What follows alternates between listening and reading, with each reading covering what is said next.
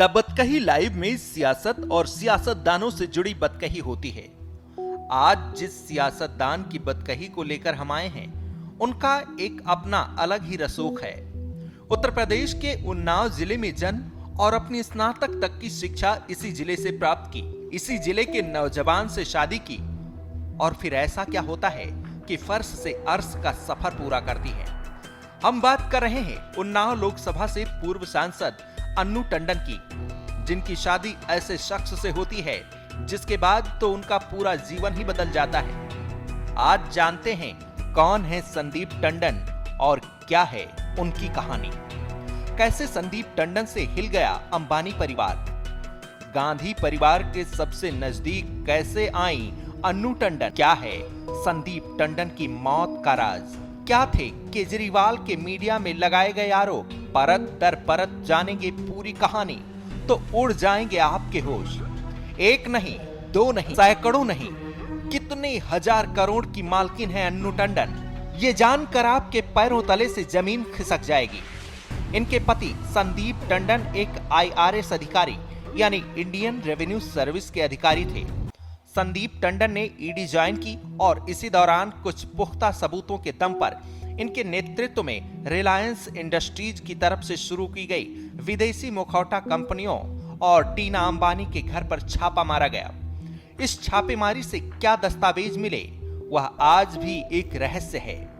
इसी घटना के बाद संदीप टंडन ने अपनी नौकरी से इस्तीफा दे दिया और रिलायंस में बतौर जनसंपर्क अधिकारी के पद पर नौकरी ज्वाइन कर ली और स्विट्जरलैंड में गिफ्ट में मिले लग्जरी विला में रहने लगे।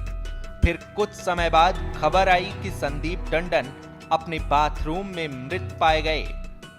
उनकी मौत के बाद ना तो उनका पोस्टमार्टम हुआ, ना ही मौत के कारणों की जांच।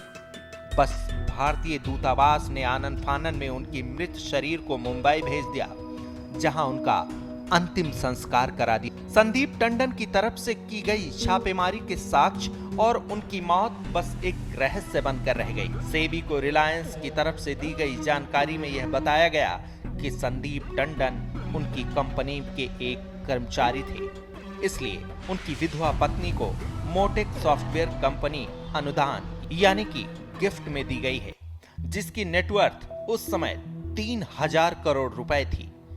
अन्नू टंडन पर मोटेक सॉफ्टवेयर की प्रमुख के रूप में साल 2013 में इनसाइड ट्रेनिंग का आरोप लगा।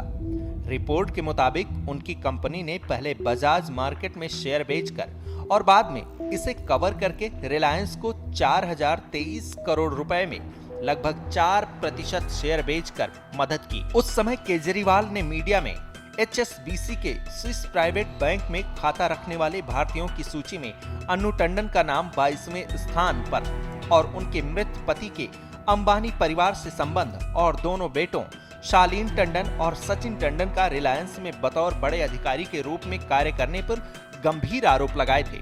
अन्नू टंडन के राहुल गांधी और अंबानी के साथ मजबूत संबंध के चलते साल 2009 में कांग्रेस ने उन्नाव लोकसभा सीट से टिकट दे दिया और वह सांसद बन गई। इस चुनाव में सलमान खान, शाहरुख खान, कैटरीना के साथ तमाम फिल्मी सितारों ने चुनाव प्रचार किया था। फिर 2014, 2019 के लोकसभा चुनाव में मोदी लहर में चुनाव हार गई। जब लगा कांग्रेस से बात नहीं बनेगी, तब सपा का दामन थामा और 2024 का चुनाव लड़ा और फिर हार का सामना करना पड़ा।